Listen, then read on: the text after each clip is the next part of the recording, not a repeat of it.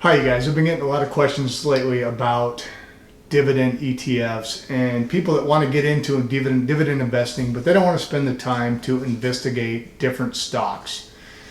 And I think that they're being smart by that. If you're not willing to put the time into looking into a stock and really knowing its backstory and really doing your homework on it, you're probably better off not buying it.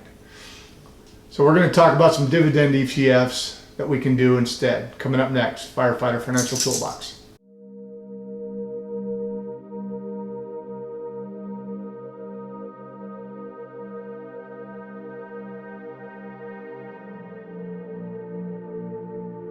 Hi guys, welcome back. So as we were saying, if you're not willing to put in a lot of time and do a lot of research on an individual stock, you're probably best not to try to put it in a portfolio.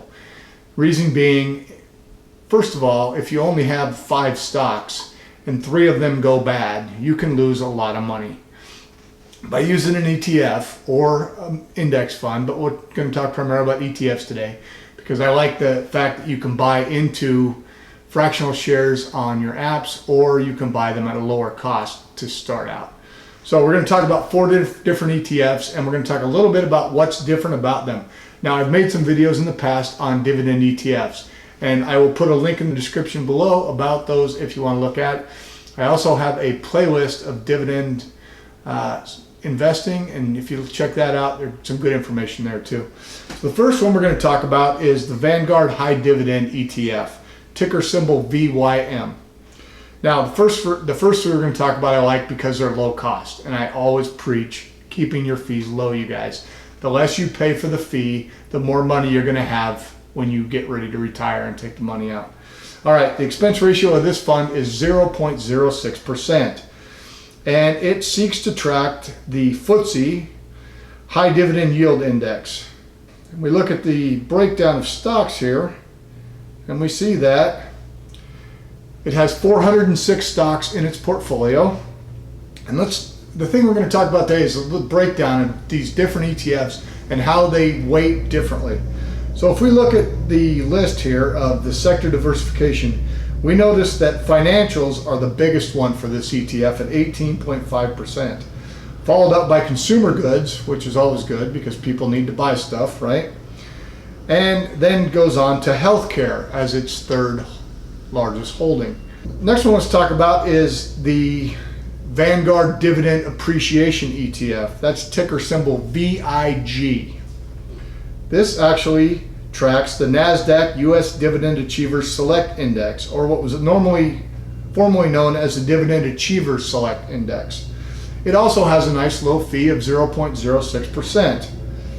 If we look at the holdings on this, we notice that this one has a few less. It has 183 stocks in its portfolio. But let's look at how this is weighted.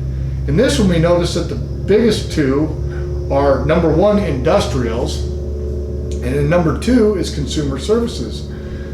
And then we've got consumer goods, financials, and healthcare, each at about 11 to 11.5%. So less stocks and a lot different in the way they weight what they're investing in. Now, as we said, before you pick one of these, it's a good idea for everyone to do their homework. And I'm certainly not telling you which ETFs you should invest in. You guys need to do your own homework and decide these things for yourself. Okay, so the next one we want to look at is the State Street Spider S&P 500 High Dividend ETF, ticker symbol SPYD.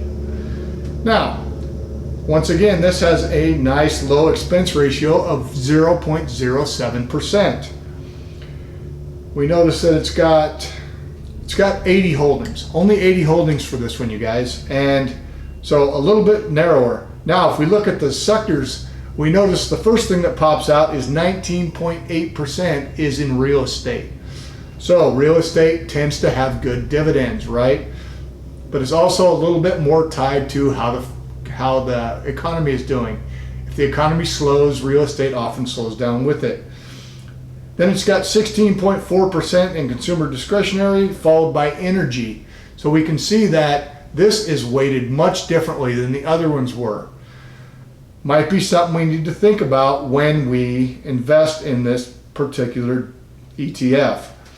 All right, the last one we're going to look at is one that is probably the most well known for dividend investors, and that is ProShares S&P 500 Dividend Aristocrat ETF.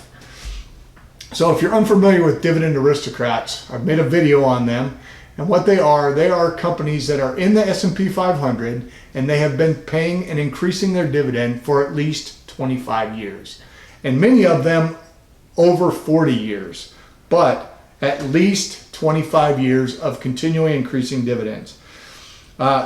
This fund's a little bit more expensive, you guys. This is 0.35%, so about 1/3% for it. A little bit more high cost, but these are all safe companies. Now, currently, NOBL has 57 holdings, only 57 companies. And remember, these are all companies from the S&P 500. Now, if we look at the weighting, and I'm not going to circle here because we have the chart, consumer staples makes up over 23% of this fund, followed by industrials at about 21.5%, and financials at 12.8%. So remember, we have less companies, and these companies are making up a larger percentage. But the nice thing is we know that with this fund, these are all companies that are solid, long track record of paying dividends. All right, you guys, something to think about. Now, do I think everybody needs to have a dividend ETF in their portfolio? No. If you want an easy portfolio, buy VTI or some other total stock market index and leave it. Invest in it regularly. It's going to get what the market gives for your United States stocks. Simplest thing you can do. If you're young, just invest in the stock market. Continue investing. But as I said, if you want to add some dividend ETFs to your portfolio, make sure that you look into the differences in these ETFs before you make a decision. All right, you guys, I hope you got something out of this. If you did, give me a thumbs up. Subscribe to the channel if you're new here. It really helps me out. As long as you guys keep watching, I'll keep making videos. All right, take care.